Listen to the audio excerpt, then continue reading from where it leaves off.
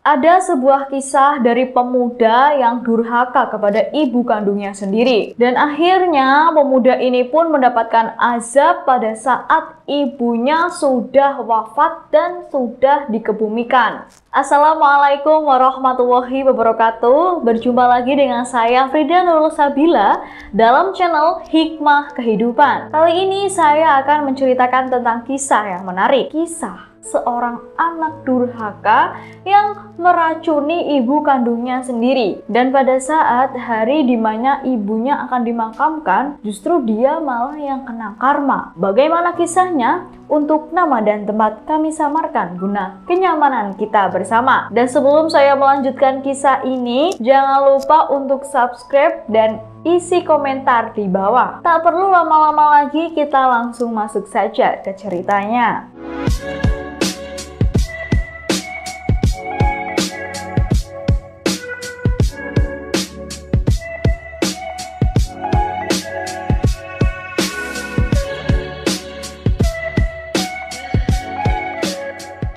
Bayu adalah anak yang nakal di desanya. Dia sangat dimanjakan oleh ibu kandungnya sendiri. Dan pada saat ayahnya meninggal karena sakit, Bayu ini masih di dalam kandungan ibunya. Setelah Bayu dilahirkan, ibunya pun merawatnya dengan penuh kasih sayang. Ibunya ini selalu menuruti apa kemauan Bayu. Dengan begitu menjadikan Bayu ini menjadi pribadi yang sombong. Setelah Bayu tumbuh dewasa, akhirnya Bayu ini menikah dengan seorang wanita. Dan ibunya pun merasa senang karena ia bisa menikmati masa tuanya. Tapi justru mimpi buruk dimulai dari seorang menantunya sendiri. Menantu yang baru saja masuk dalam kehidupan Bayu ini sangat mengontrol kondisi Bayu tersebut. Dan bahkan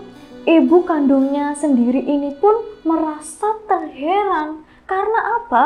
Karena kebiasaan Bayu yang tidak pernah disiplin, yang tidak pernah suka diatur, justru ia sangat tunduk sekali dengan istrinya tersebut. Dengan keadaan yang seperti itu, harusnya ibu Bayu ini merasa senang. Tetapi menurut ibu Bayu itu adalah suatu hal yang sangat menyakitkan. Ibu Bayu itu terlihat semakin tua dan tua. Ditambah ibu Bayu ini sangat bekerja keras untuk menghidupi anaknya tersebut. Ia melakukan pekerjaan yang sangat berat dan melelahkan untuk hidup. Dan ibu kandungnya ini akan mengakhiri pekerjaan tersebut ketika ada penyakit yang menimpa di tubuh ibu kandungnya itu sendiri. Menantu perempuannya itu sama-sama malasnya seperti Bayu, yang tadinya ibunya ini hanya melayani satu orang, yaitu Bayu, anak kandungnya sendiri. Sekarang melayani dua orang beserta mantunya tersebut. Namun menantu perempuannya itu tidak pernah tahu akan berterima kasih. Sekarang Bayu beserta istrinya ini sudah menjadi keluarga. Namun ibu kandungnya ini malah dijadikan mereka sebagai pembantu. Ibu kandungnya ini sangat bekerja keras setiap hari. Namun dengan keadaan kondisi tubuhnya yang semakin tua, semakin renta, maka tenaganya pun semakin melemas. Terkadang pada saat Bayu bersama istrinya ini melihat ibunya sudah tidak bisa berjalan dan sudah tidak bisa beraktivitas seperti semula, mereka pun memarahi ibu kandungnya sendiri itu. Ia pun memaki-maki ibunya sendiri itu. Kemudian Bayu pun sempat memarahi ibu kandungnya dengan mencaci maki. Bu, kamu itu gimana sih kerjaannya gak becus? Gitu aja malas. Begitu yang dikatakan oleh Bayu. Dia sangat kejam. Ia malas, namun ia justru malah memarahi ibunya sendiri. Namun seiring berjalannya waktu, ibunya ini sudah tidak tahan. Ia pun berbaring di kamar tidur dan sakit. Dan pada saat itu juga Bayu dan istrinya ini mengurus ibunya. ia pun sesekali mengantarkan makanan untuk ibunya. Pada awalnya, Bayu beserta istrinya ini memperlakukan dengan semestinya, baik, memberi makan. Namun setelah beberapa tahun kemudian, Bayu beserta istrinya ini sudah habis kesabarannya. Ia pun memiliki akal dengan istrinya tersebut. Gimana kalau kita menyuapkan ibu dengan nasi yang panas? Lalu istrinya itu pun setuju. Akhirnya mereka pun menyuapkan ibunya nasi yang sangat panas. Dan ibunya ini pun sudah tidak tahan, namun hanya bisa diam, tidak bisa berbicara apapun. Dan sepanjang hari itu juga, ibu kandungnya ini sangat menyesal telah melahirkan anak seperti Bayu. Ia selalu berpikir, "Ya Allah, mengapa Engkau tidak mencabut nyawaku saja? Saya sudah sangat tidak kuat tinggal di dunia dan menghadapi anak kandung saya sendiri."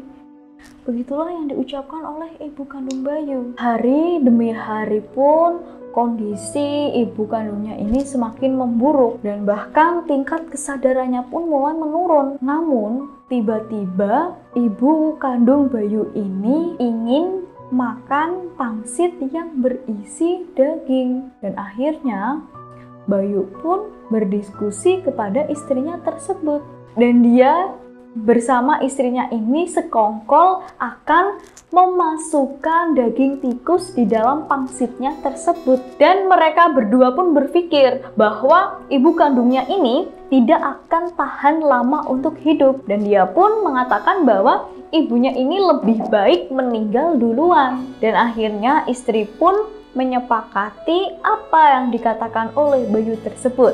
Dan akhirnya ibu Bayu ini menyantap pangsit yang berisikan daging tikus tersebut. Dan setelah itu pun ibunya ini menikmati pangsit yang berisikan tikus tersebut.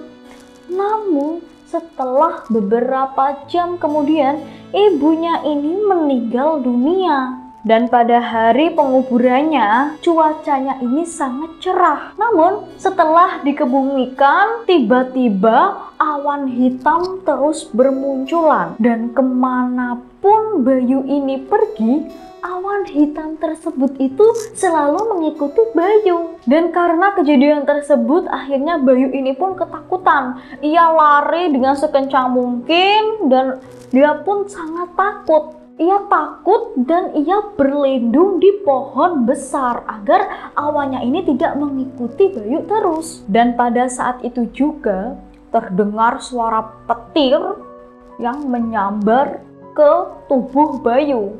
Dan dia pun langsung terjatuh dan meninggal dunia di bawah pohon besar tersebut. Melihat kejadian ini, istri dari Bayu itu pun menangis seperti orang gila. Ia pun sambil berteriak dan mengatakan bahwa ini itu salah anakmu, Bu. Ibu ingin makan pangsit yang isinya daging, namun anak ibu yang memasukkan racun tikus ke dalamnya. Saya tidak memiliki salah apapun, Bu. Yang salah ini Bayu, anakmu, bukan saya. Begitulah ucap dari istri Bayu tersebut, berteriak-teriak seperti orang gila. Dan mendengar perkataan dari istri Bayu tersebut, akhirnya warga sekitar pun menjadi tahu apa penyebab kematian dari ibu kandung Bayu tersebut. Dan setelah itu, menantu wanitanya ini menjadi orang gila. Semoga kisah ini bisa dijadikan pelajaran untuk kita semua